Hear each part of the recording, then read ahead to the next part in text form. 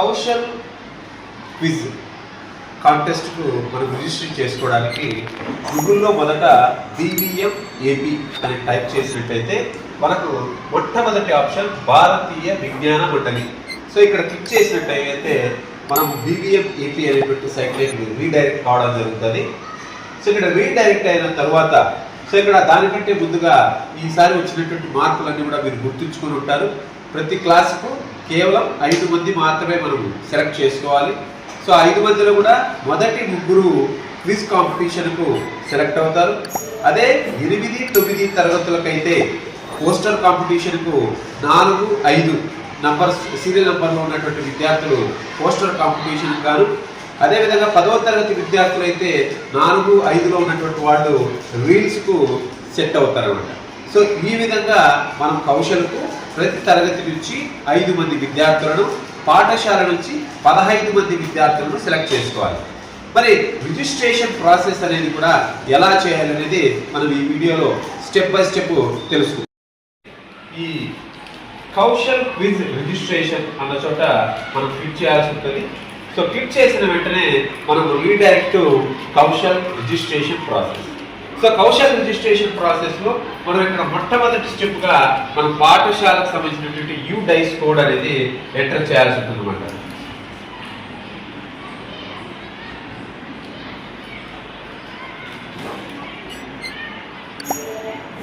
So once enter చేసిన వెంటనే మనకు ఫిల్ ద డీటెయిల్స్ అనే రిజిస్ట్రేషన్ ఫామ్ అనేది ఈ విధంగా ఓపెన్ కావడం జరుగుతుంది. మనం ఇచ్చినటువంటి UDICE కోడ్ ప్రకారం మన పాఠశాల పేరు అనేది కూడా ఇక్కడ రావడం జరుగుతుంది. సో ఫస్ట్ స్టెప్లో హెడ్ మాస్టర్ గారి పేరు ఇక్కడ ఇవ్వాల్సి ఉంటుంది అనమాట. సో హెడ్ మాస్టర్ గారి పేరు మనం ఇక్కడ టైప్ చేస్తాం.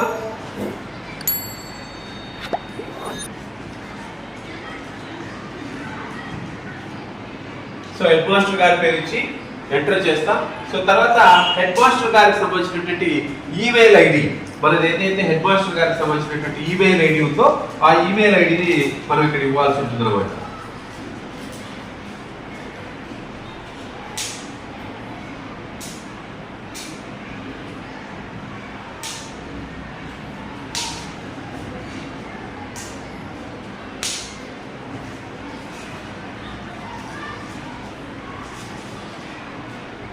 అదేవిధంగా హెడ్ మాస్టర్ గారి మొబైల్ నెంబర్,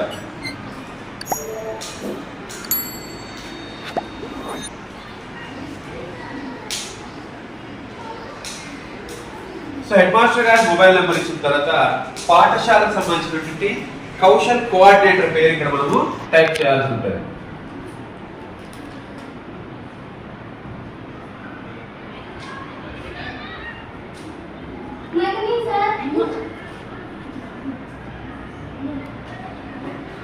సో అదేవిధంగా ఆ ఉపాధ్యాయునికి సంబంధించినటువంటి ఈమెయిల్ ఐడి మనం ఇక్కడ ఇవ్వాల్సి ఉంటుంది.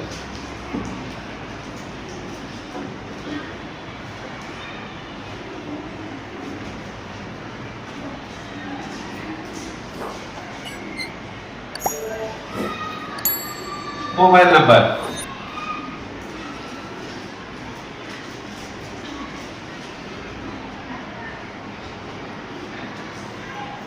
సో ఈ విధంగా UDICE కోడ్ ఇస్తాం. UDICE కోడ్ ఫాలోవర్తో వచ్చినటువంటి స్కూల్ పేరు వన్స్ చెక్ చేసుకుంటా, తర్వాత హెడ్ మాస్టర్ గారి పేరు, హెడ్ మాస్టర్ గారికి సంబంధించినటువంటి ఈమెయిల్ ఐడి, వారి యొక్క మొబైల్ నెంబర్, అదేవిధంగా స్కూల్ కోఆర్డినేటర్ యొక్క పేరు, వారి యొక్క ఈమెయిల్ ఐడి, వారి యొక్క మొబైల్ నెంబర్ ఇచ్చి జస్ట్ నెక్స్ట్ అని క్లిక్ చేయడం జరుగుతుంది. సో నెక్స్ట్ అని మనం క్లిక్ చేసిన వెంటనే విద్యార్థులకు సంబంధించినటువంటి రిజిస్ట్రేషన్ ఫామ్ అనేది ఇక్కడ మనకు ఓపెన్ కావడం జరుగుతుంది. సో ఇక్కడ మనకు student registration details 10th class. So మరి 10th క్లాస్కి సంబంధించినటువంటి విద్యార్థుల వివరాలు, వారికి సంబంధించినటువంటి మొబైల్ నెంబర్లు ఇక్కడ ఫిల్ చేయాల్సి ఉంటుంది అనమాట. ఇది సెకండ్ స్టెప్. సో ఇక్కడ మీరు గమనించవచ్చు, first 3 members quiz, next 2 members reels. ఎందుకంటే వీళ్ళు 10th క్లాస్కి సంబంధించినటువంటి విద్యార్థులు కాబట్టి మొదట ఉన్నటువంటి 3ని క్విజ్కు మనం సెలెక్ట్ చేసుకున్నాం.